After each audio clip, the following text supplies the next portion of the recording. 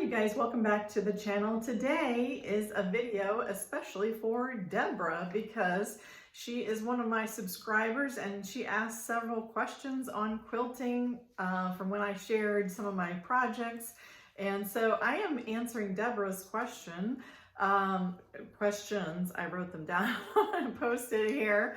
And then I want to show you some supplies if you're considering quilting and some useful things that will make your life easier as a quilter, and also some tips as for newbies. So she asks, what are some supplies for a new quilter? So that is what I'm going to show you in just a moment.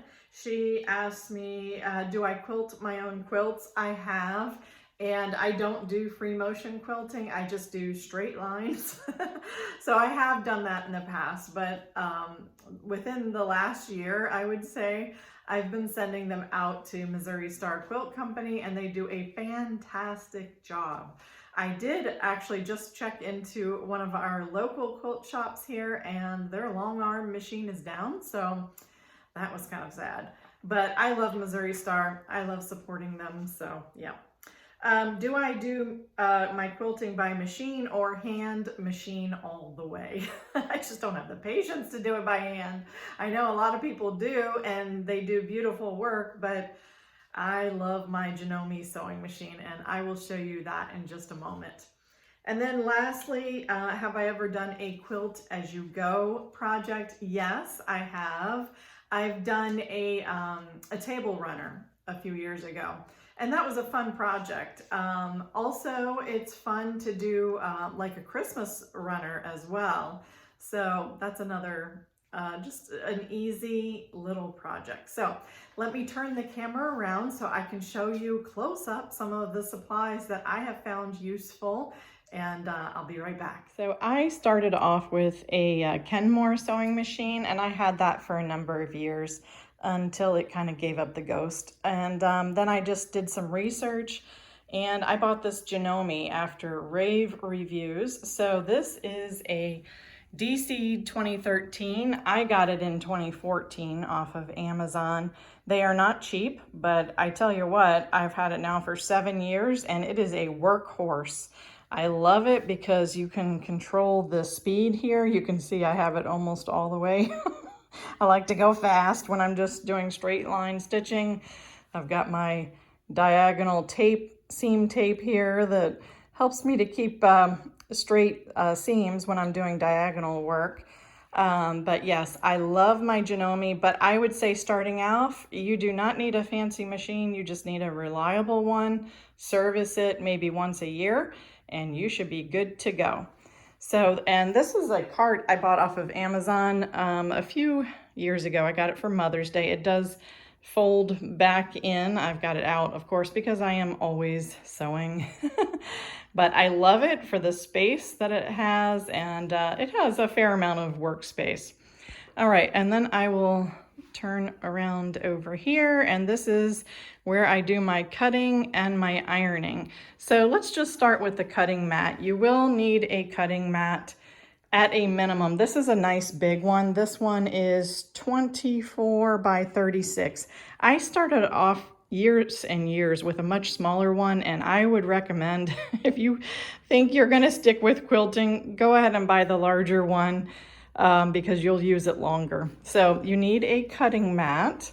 And then you need a rotary cutter, which is what this is. This is a Fiskars, and this is what I have used for many years. Although I did just order an Olfa, O-L-F-A, as I am told that they are so much superior to Fiskars. We'll see. So yeah, so you'll need a cutting mat because that's what you will cut against, and a acrylic ruler. This is probably one of my oldest ones, and this is particularly useful when you're cutting yardage. So just, you know, if you buy a yard or two at the fabric store or whatever. These other rulers are awesome. As I have grown in my craft, I have accumulated other rulers that I need for specific things. For instance, this is a 2.5 inch ruler. Very useful. And then this is great when I have to you know, square up a block and that sort of thing. And then this little guy, I love this for just for small projects. So yeah, you will need at a minimum a nice size acrylic ruler, a cutting mat, a rotary cutter, and this, I did not get this right away, and you certainly don't need this, but it's this handy dandy rotating mat.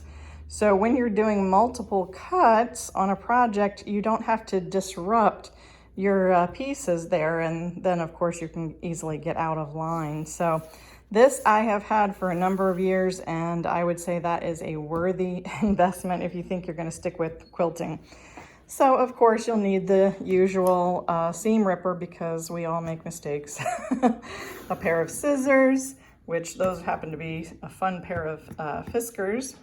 I like Coats and Clark thread, but a good cotton thread. This I have only recently gotten. I had just a regular pin cushion. I've had pin cushions that I've made, but this is a magnetic one and I love it. It just helps the pins to stay in place, and these are just nice clips to use in place of pins, and I only recently got these. These are certainly not a must for a newbie. And this is one of those marking pens that the lines disappear once you iron them.